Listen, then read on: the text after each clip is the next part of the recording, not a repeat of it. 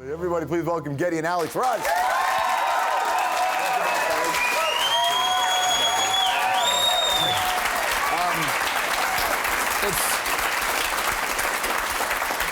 The guys, Sam and Scott, who made this film, I think have made one of the finest rock and roll films. This look into your life, and I've followed you guys for a long time, and I thought I knew a lot about you, but there was stuff in this movie I had no idea about the Rush history. What was it like for you, kind of giving all of that up and seeing it in a film? Well, we saw a lot of stuff in there that we didn't even know existed. Is it that we learned a lot about ourselves, actually. Was it that you just didn't remember it? Yeah, maybe that's it. Yeah. So you learned a lot about each other watching the film. Yeah, too much about him. No, it's you know, they made it fairly painless, really, because they just set up a bunch of interviews, and they're such nice people. First of all, and they do such good work that you kind of are rooting for them. Like when they first came to us and asked us about doing this film, we said, you know, you guys are nuts. We tried to talk them out of it. And they had interviewed me for a Headbanger's Journey. And, you know, I liked the result. I thought they did great work. So we said, okay, if you're nuts enough to go and attempt this, good luck. So the least we could do is open up our, you know, family albums and stuff like that. But they found stuff that I don't know where they got some of that. I think a lot of people don't know the early days of your band and the amount of tours you. I mean, they think of Rush as this big stadium rock band now, and the three of you on stage, and the lights and the all those instruments, sounds that come out of just three guys. But in those early days, you were touring vans, sleeping, you know, rotating motel rooms, where you were touring with Kiss in their early days. Yeah. You were with Kiss right at the beginning, weren't you? Yeah, we toured with them on their first headline tour in 1975. What was it like? What was the Kiss Rush tour like? They were terrific. They were great to work with. We became very close on that tour. We hung out a lot together. It was like one big family. You know, we had a very small crew, obviously. It was an early time for us, but we got to see how hard they worked. I know Geddy said quite often that there's no harder working band than Kiss, and it really showed. We learned a lot from those guys. It was important at the beginning of your band to see that, to see what bands have to do. Oh yeah, I mean, they were struggling too. I mean, it was their first headline tour, but they were small gigs, and we were playing a lot of theaters. So for us, it was a dream, because you know, we were working regularly, which was awesome, and quite a change.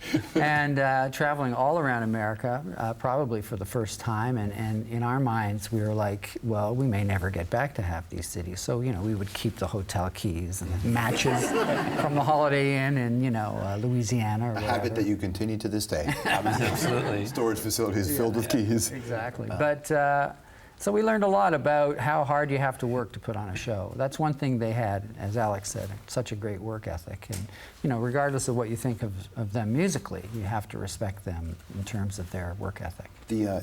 What I found really interesting watching your stories being told through the eyes of your family.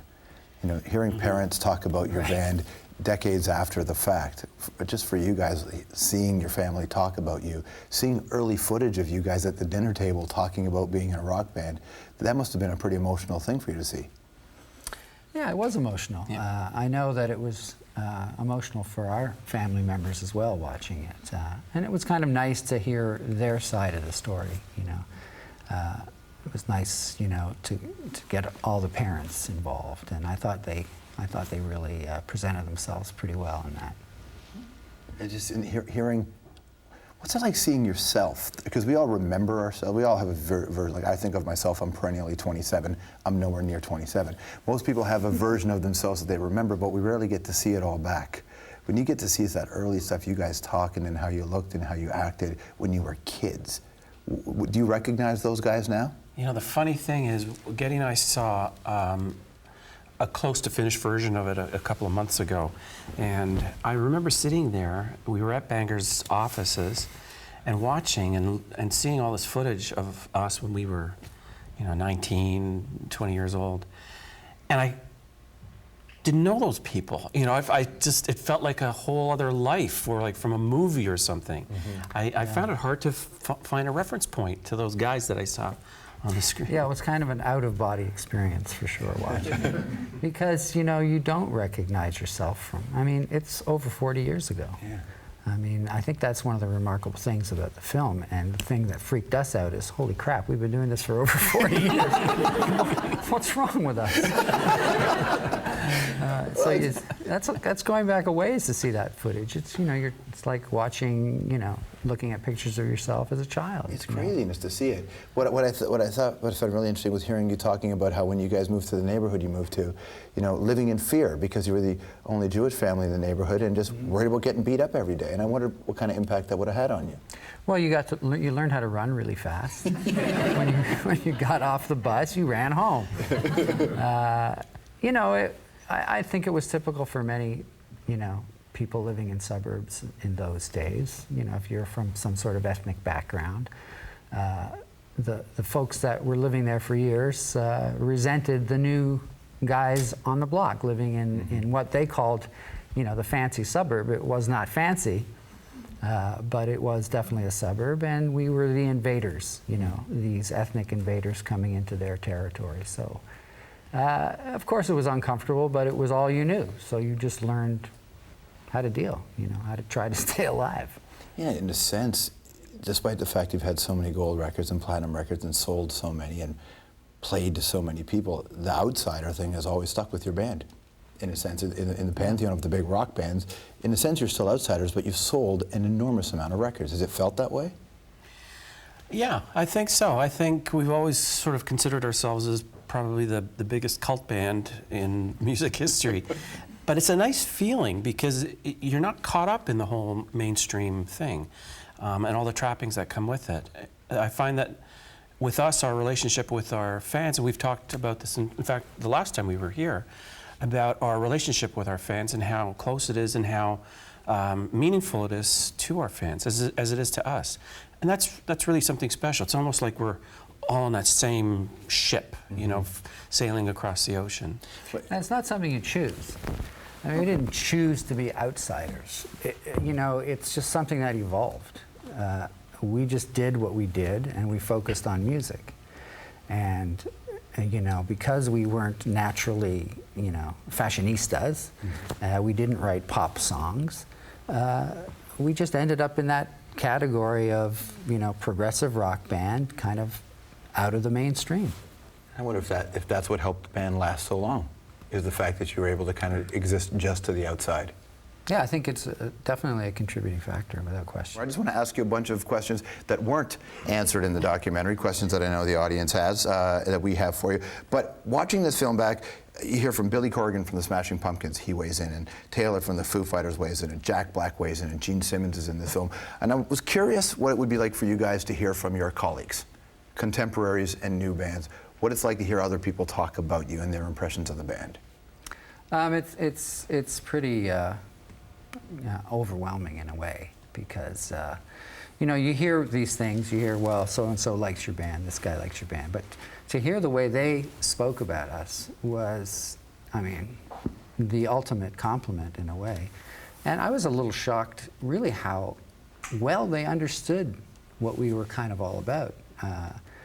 Billy Corgan and Trent Reznor, they spoke so clearly about what the band meant to them, and the stories that they told were very surprising to me. There's a lot of great questions asked in this film, and there's a lot of things we noticed, mostly about your hair, your clothes. So we have some questions that were not answered in the documentary that I want to ask. Alex, what do you miss more, Neil's mustache or Geddy's kimonos? Wow, that's a tough one.